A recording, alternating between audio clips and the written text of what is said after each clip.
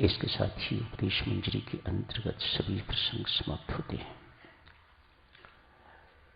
चर्चा कर्म की चल रही थी। कितना बलवान है कर्म, अति बलवान।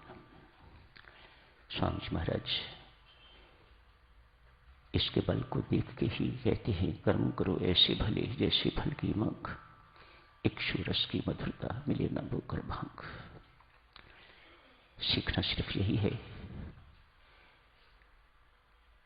परमेश्वर से डरने की जरूरत नहीं। देवियों सज्जनों, शैतान से भी डरने की जरूरत नहीं, अपनी करनी से डरने की जरूरत है। कितना बलवान है कर्म।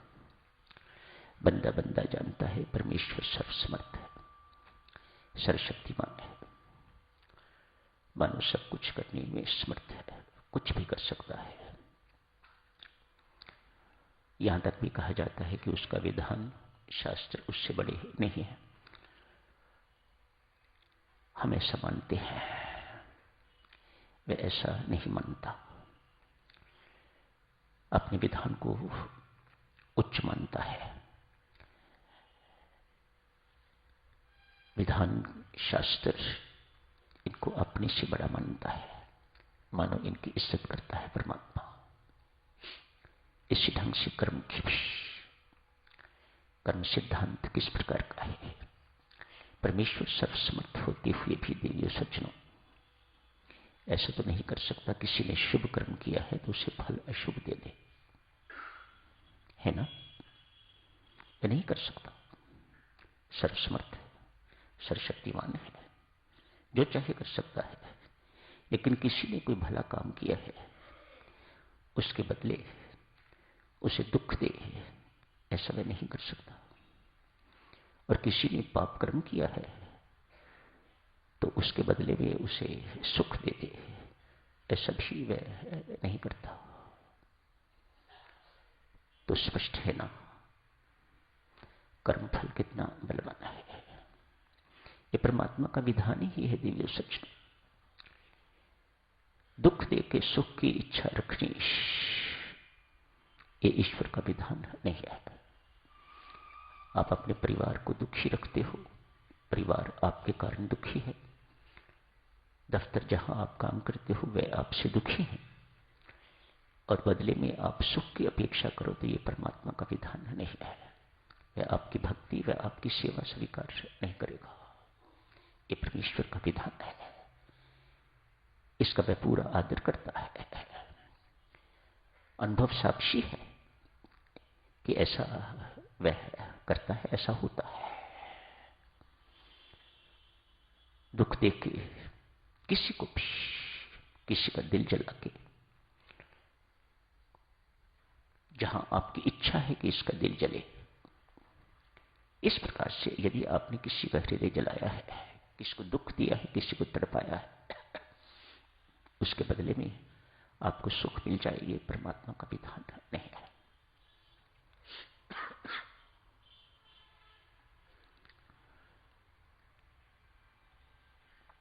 फल बदल नहीं सकता परमात्मा। तो यही लगता है कि फल बहुत बड़ा है, लेकिन फल भी तो कर्म के अधीन है, इसलिए यही स्वीकार करना होगा, कर्म बहुत बलवान है। अतएव कर्म करो ऐसे भले जैसे फल की मांग। स्वामी जी महाराज की ये पंक्तियां सदा याद रखने योग्य। आइए साधक कुछ एक दृष्टांतों के माध्यम से देखें। जैसी करनी वैसा फल, आज नहीं तो निश्चय कल, कोई दो राय नहीं इसमें। फल तरह तरह का है। एक तो इस प्रकार का, आज रात आपने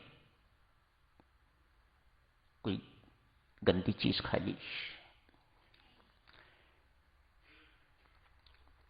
हो सकता है मध्य रात्रि ही आपको उठना पड़े, उल्टी के लिए, वॉमिटिंग के लिए दस्त लग जाए। ये उस कर्म का तत्काल फल है।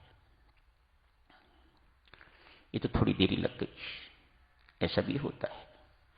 कभी ऐसी चीज भी खाई जाती है कि तत्काल वॉमिटिंग हो जाती है, कर्म का तत्काल फल।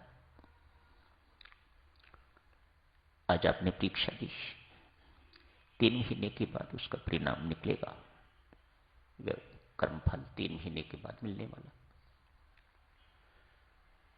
फल की अवधि देवियों सज्जनों परमेश्वर के अधीन ही है।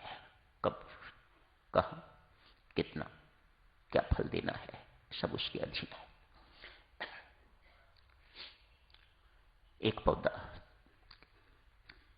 3 महीने के बाद ही कुछ खाने को देता है, दूसरा 1 साल के बाद देता है, तीसरा पौधा है कोई वह 5 साल के बाद देता है, सेब का पौधा है 10 साल के बाद फल खाने को देता है।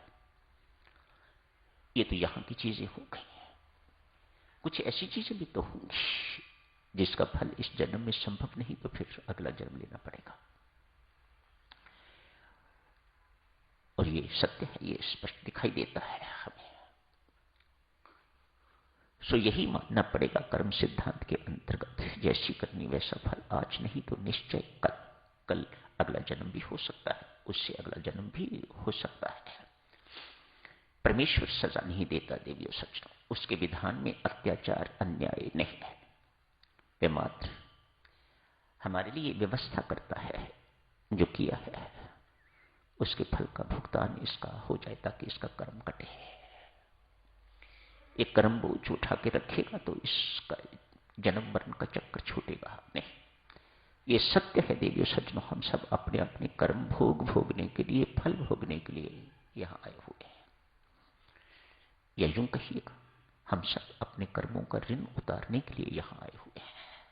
जो हमारे सिर पर था उसे उतारने के लिए यहां आए हैं। उतर गया तो यहीं ही सब तब खत्म, और ले लिया तो फिर अगले